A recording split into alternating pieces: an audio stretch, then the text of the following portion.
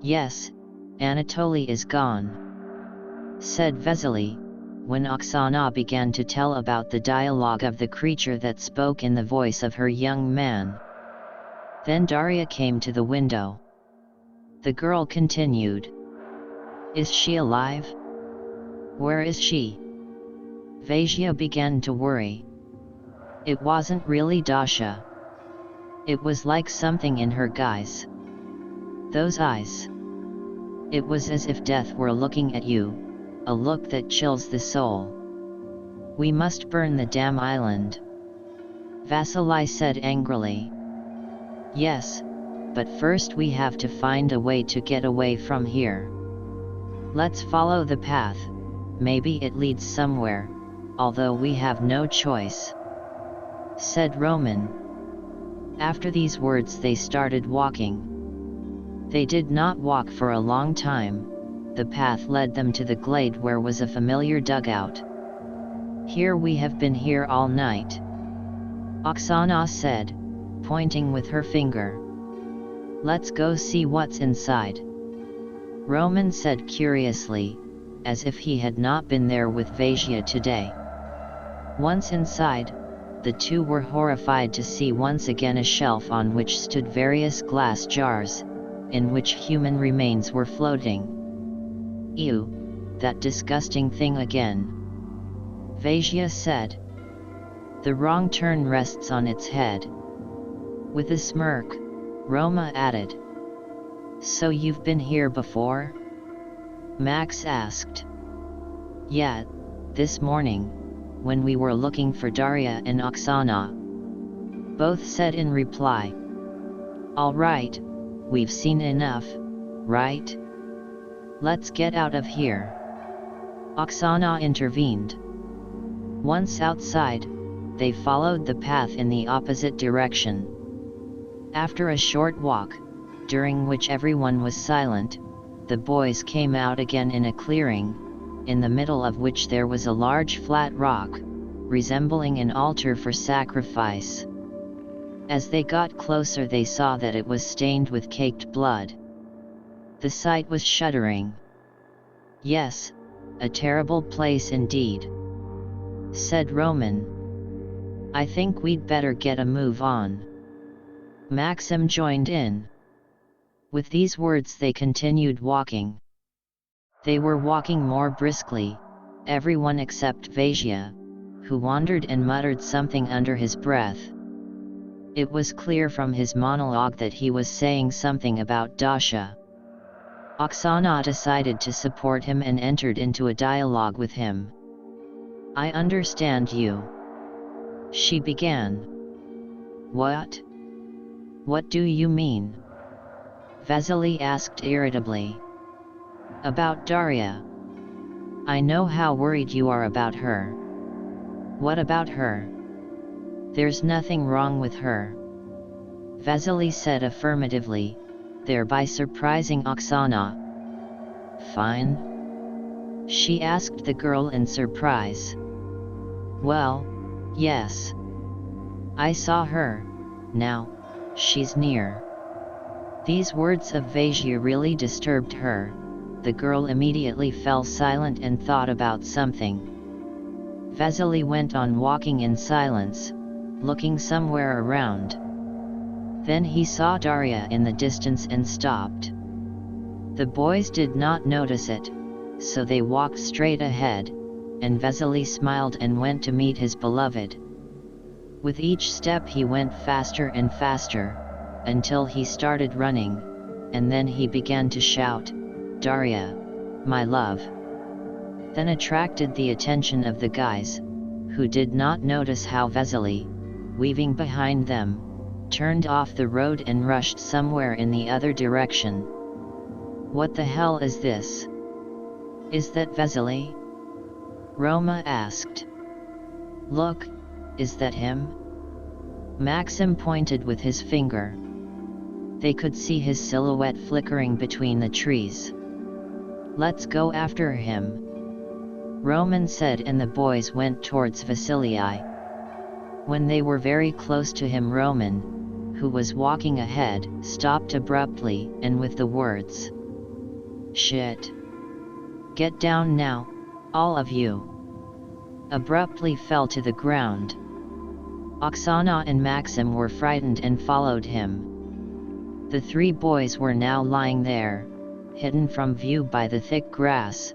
Watching the following picture, Vasily came up to Daria, who was pale as a toad, and in her eyes was death itself, began to embrace her, kissing her, and she stood like a dead man. It didn't last long. Dasha gritted her teeth and dug into Vasily's throat, then rolled him to the ground, continuing to gnaw on the guy, who twitched convulsively in pain. What a horror! Oksana said. After these words, Daria raised her head and looked in the direction where the guys were lying.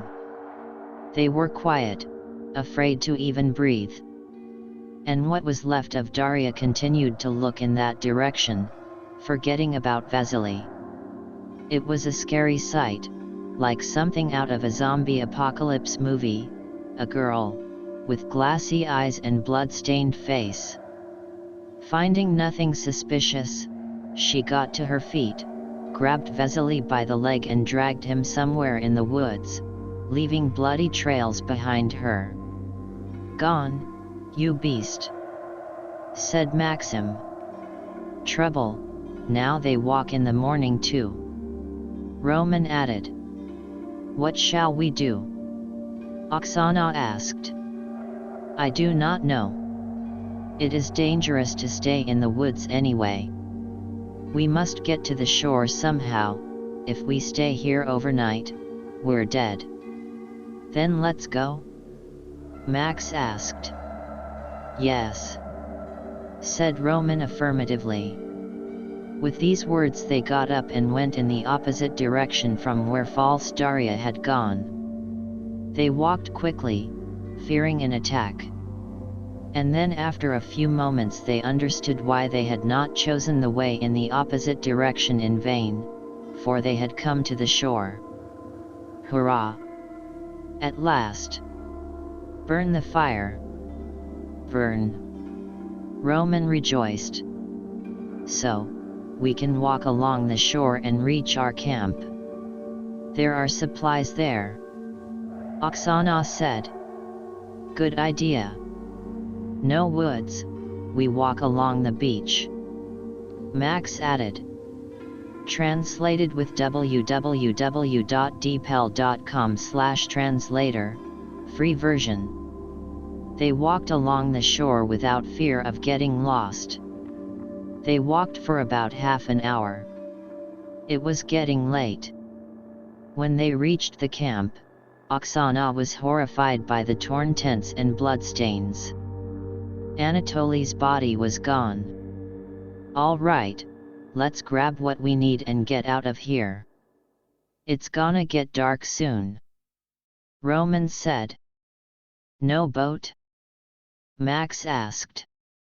"No, gone," replied Oksana, holding the torn rope with which the boat was moored.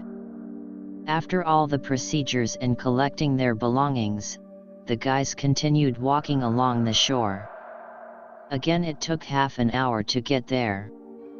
When they were approaching Roma and Max's camp, the parking lot was visible from far away and it was clearly visible that someone was standing there.